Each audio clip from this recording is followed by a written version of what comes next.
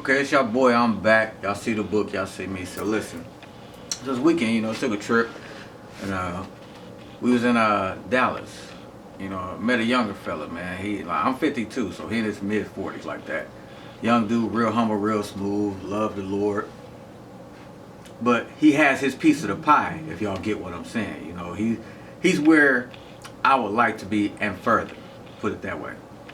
He gave me something really important, and I was just sitting here thinking about it. Me and Mashana. Now we discussed it, and he said this. He said his mantra. See, my mantra is no excuse, no settling. So I don't have a reason why I'm not there, because it's always on me. That's why the book is called Must Be Me. It's up to you to get where you need to be. He said his mantra is, because he used to be a ball player, he said, I need to make 8 out of 10 good choices. He said, because I know I can make 8 out of 10 baskets. Which is good, because to be in the league, basically to be in the NBA, if you can make 8 out of 10 free throws, you successful. Because a lot of cats, even though they in that league making all this money, some of them can't make 4 or 5 in a row. But once you get to 8 or better, you can start to consider yourself a champion in that aspect of it.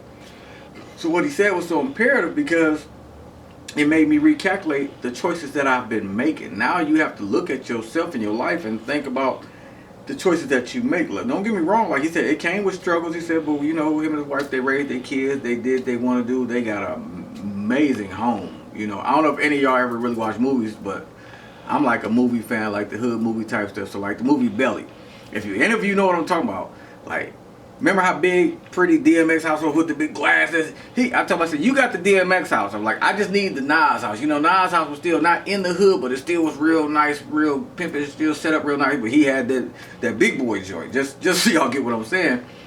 But I have so much respect and admiration for this dude, because he was real humble. And the main reason I have so much admiration for him, because the main premise of everything that he said when he told me about, his mantra is to make 8 out of 10 good choices. 8 choices out of 10 need to be good choices.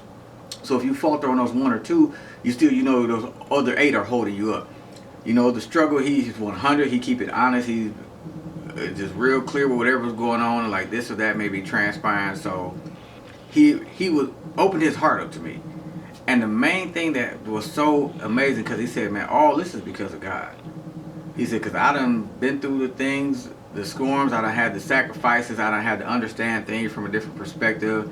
The ups and the downs with the kids, with the wife, with the family, all of these other things that transpired in my life. But yet and still, when he understood what it was to start being led by the Spirit, then he could start seeing things better. And basically what he was saying, for me to summarize y'all, make it real clear, he started making the correct choice because his heart was where God wanted him to be. His spirit was being led to where God wanted him to be. This man it's amazing to be around somebody that you can see is successful in their own right, and they have a degree of success that's something that you can admire, but yet still they remain humble. Like, even when we talk, man, I don't want to sound as though if I'm bragging or boasting.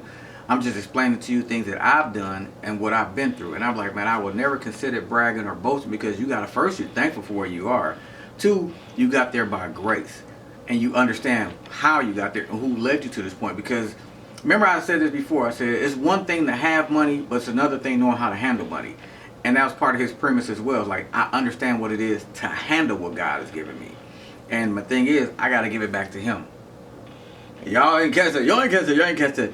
Whatever he gives you, you still have to give back to him, because you got to respect where it came from. He allowed you to have this. He allowed you to have that. So if you don't want to give him 10%, what happens when he takes the 100? Uh-oh.